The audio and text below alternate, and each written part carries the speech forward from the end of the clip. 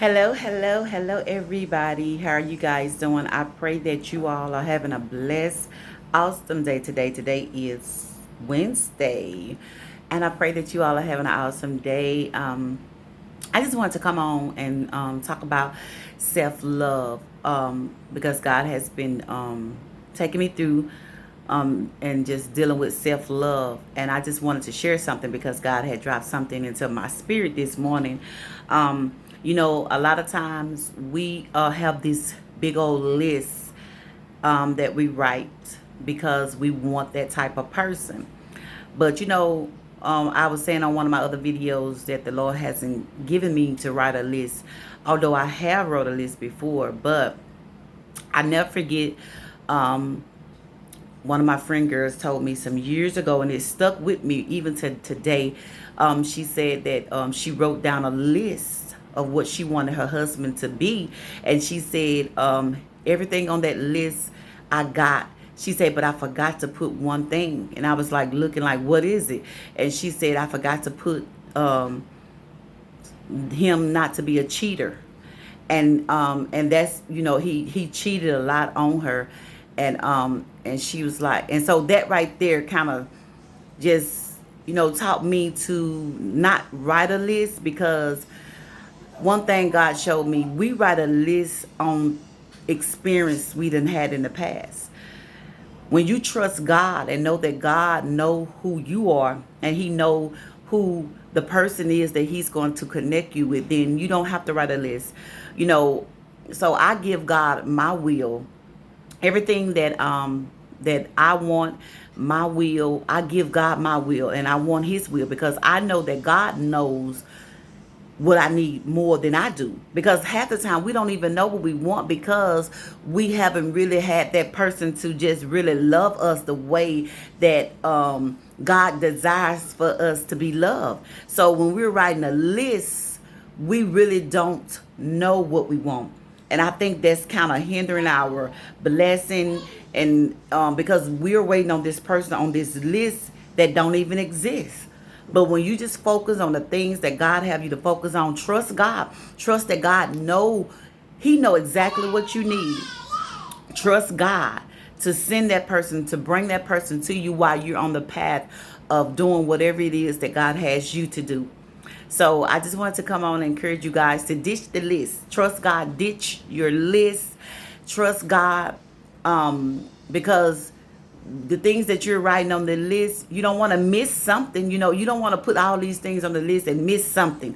Or, you don't want to put all these things on the list because of your past experience. I never forget, years ago, my cousin had introduced me to this guy. He had 10 kids. And I used to always say that I didn't want to date a guy with kids. And she was like, well, that would be unselfish of me to say that, because I had kids. So I tried to date a guy with 10 kids, and he was like, he acted like he was interested, but he wasn't, and I don't know why. And so that made me look at things, a little different. I'm like, I'm trying to date you. You got 10 kids, but so when you begin to write your list, you write down things concerning your past experience. And another time I used to always say that I wanted a child for my husband. Whenever God blessed him with a husband, I wanted to have a child for him if he wanted one, because I never got my tubes tied. And so I did meet a guy that didn't have any kids. And let me tell you, this guy drove me insane. He drove me crazy, because I told him from the jump that, that I asked him did he wanted kids, because he told me that he was dating to marry. And that's what I was doing. If you're hearing all the noise, it's my grandkids in the back. I'm sorry about that. But he told me from the beginning that he was dating to marry. So we was just getting some things out the way, which I've learned from experience. But I did ask him, did he want any more kids? Did he want any kids? Because he didn't have any. And he was like, yes. And so I was like, okay, and he was like, oh, he was like, why did you ask that? I said, well, I just asked, He was like, well, can you have more kids? And I was like, yes. But let me tell you, as we prolonged the relationship, because we dated for a year, he drove me insane. And God showed me later that it was because of his mother. He was taking care of his mother. She didn't want him to meet anybody because she knew then that she would have to get a job and begin to take care of herself. And because he was, weak in his mind, he wasn't strong enough to stand up to his mom. But so we dated for a year, and after that, he just walked up and told me one day that we need time to see who we are. And I was hurt. And I was like, I know who I am. He hurted me because he just walked into my life and just came one day, just all of a sudden, and told me that. And that hurted because I hadn't dated in years. I was just loving on God and, doing the will of God, pursuing my dreams, pursuing my vision. All of a sudden, he came. And that really just made me, like, even when I was praying to, talking to the Lord this morning, I began to, when he did that to me, it did something to me because I know that I can have more kids. But when I met him, I'm telling you, you guys, this man literally drove me insane because he wanted me to go to the doctor and prove to him that I could have more kids and all this type of that crap. And I wasn't going to do that. But then one time he made me so mad. His auntie told me, she said, just tell him you're going to do it, just see what he say. Then I told him, I said, well, okay, I'll go. And he was like, well, if you was going to do it, you would have been when they did it. You wouldn't you wouldn't tell me you're going to do it. You just would have went and did it. And I'm like, this is a psychopath. He is literally driving me crazy. And because we was, being celibate and trying to do the right thing. So that's why he wanted me to prove to him. But see, the Lord showed me later that it was his mom planting all these seeds in his head because she don't work. Her husband took care of her, which he died. So now she's using her son to take care of him. And he's so weak. And, he's allowing it to happen.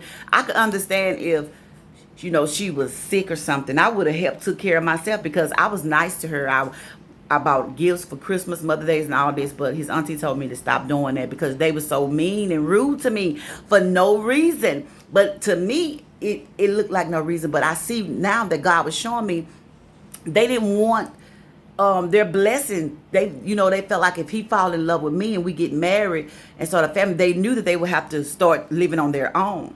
So in other words, he would take his anger out on me. He would hurt me and all type of stuff like that. So when I say, we write lists because of the past experience that we've been through, because when I was writing the list, I had, I put that down. I don't want a man that his mom lived with him and because of the past experience that I had been through.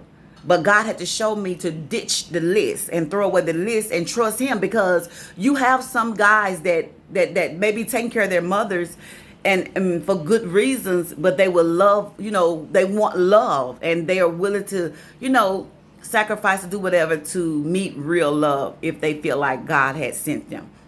And so even after that, when he did that and hurted me, he wanted to still stay connected to me or whatever, like use his money, to stay connected to me. But I had to break all that.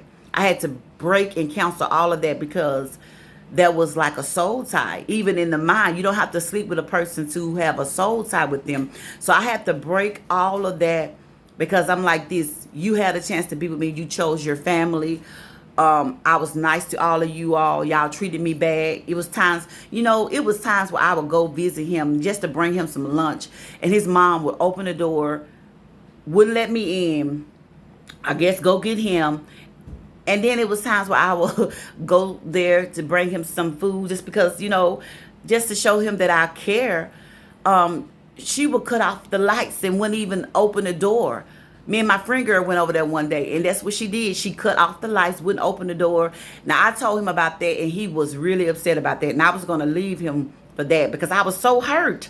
And I'm like, I don't understand, That's why we have to be so very careful. We have to, listen to your discernment. Trust God. Don't ignore those red flags. Because when I first met him, he didn't tell me that his mom and sister and brother was living with him until after the fact. because I don't think that I would have dated him if his mom was living with him. I don't know. I can't say because I'm not that type of person to be like, okay, if his mom living with him, I'm not gonna date him because I didn't know the situation. I'm just talking now because of the experience that I've been through. So that's another thing. Because of what I went through, when I was praying and writing my list, I said, God, I don't want no man that his mom is living with him. Like I said earlier. So we have to be careful with the list because God knows. He knows your heart. He knows who you are. He knows the person that he got for you because you want somebody that's going to be your purpose husband, somebody that's purpose for you, your soul purpose. You know, somebody that's can help you. Like if you have things that you're doing in life and you call or whatever to do things, you might be a business in the ministry, whatever it is. I mean, it may not even be in the ministry, but it's something that God has called you to do. You get with someone that's unequally yoked with you, it's going to be very hard for you to do that. So you want to meet your soul purpose person. So just wait on God, be patient, trust God, get busy in the things that God have purpose for you to do, have destined for you to do. Get busy in those things. And he's going to send that person to you. You'll meet, you never know how, because, we are supposed to be helpmate women. We supposed to be helpmates. You don't want to just be sitting down doing nothing, just waiting on a man. You want to be able to say, okay, here's what I got. This is what I'm doing, this and that. So I just want to encourage you guys to ditch the list, trust God, and know that God knows what's best for you. He has something great for you. And always remember to smile, love, and forgive. Until next time, I will talk to you guys later. I love you guys to life. Mwah. God bless.